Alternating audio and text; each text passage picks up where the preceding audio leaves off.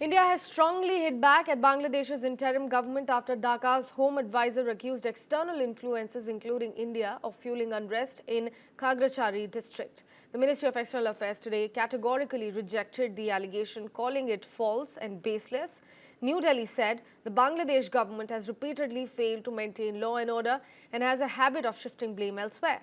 The Ministry of External Affairs added that Dhaka should instead introspect and investigate the role of local extremists involved in violence, arson and land grabs against minority communities in the Chittagong Hill tracts. We categorically reject these false and baseless allegations.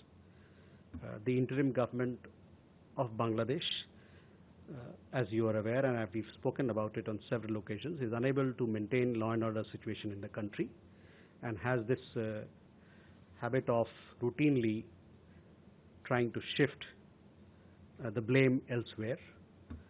It would do well for them to introspect and conduct serious investigations into the action of local extremists committing violence, arson and land grab against the minority communities in the Chittagong Hill tract. The remarks come after Bangladesh's Home Advisor Jahangir Alam Chaudhry a day earlier blamed India for the Kagrachhari violence, which left 3 dead and several injured during tribal settler clashes. At least 3 people were shot dead as fresh violence erupted in Kagrachhari on Sunday during protest over the gang rape of a schoolgirl belonging to an ethnic minority community. According to local reports, thousands of demonstrators had gathered in the Hill district to demand justice and the arrest of the accused. The protest turned violent soon after when clashes broke out and security forces opened fire. 3 people from the ethnic community were killed and several others got injured. The incident follows days of unrest in the Chittagong Hill tracts, where student groups and civil society bodies have accused authorities of failing to act against rising crimes against women. Protest leaders allege a culture of impunity and police inaction, pointing out that the suspects in last week's rape case remain at large. Now, amidst rising cases of persecution of minorities, the head of Bangladesh's caretaker government, Mohammad Yunus, has downplayed violence against Hindus in the country. He described the charges as fake news and instead blamed India for the same. Yunus displayed a state of denial when asked about rise of anti-Hindu violence.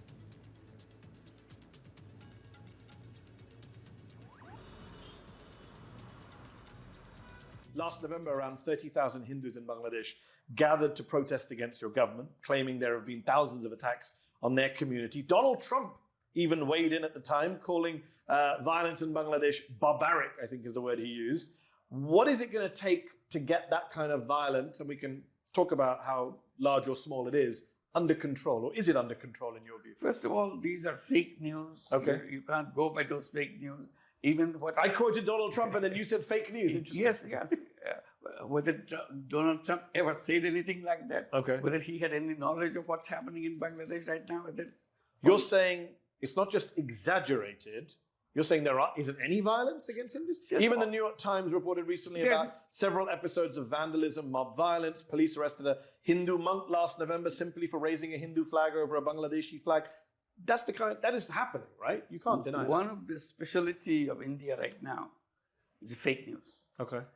A barrage of fake news. No, I understand. All kinds of that. I understand, So if but you- that's exaggeration. That's exaggeration. But I'm saying, are you saying there's no anti-Hindu violence? Oh, that's not true. There is a normal kind of relationship that goes on. So some conflict sometimes, some family problem, land problem, and something. You happen to be my neighbor. You are a Hindu neighbor. I'm a Muslim neighbor. We have a problem with our land demarcation. Just like 2 neighbors. So you say this is Hindu-Muslim. That's not it.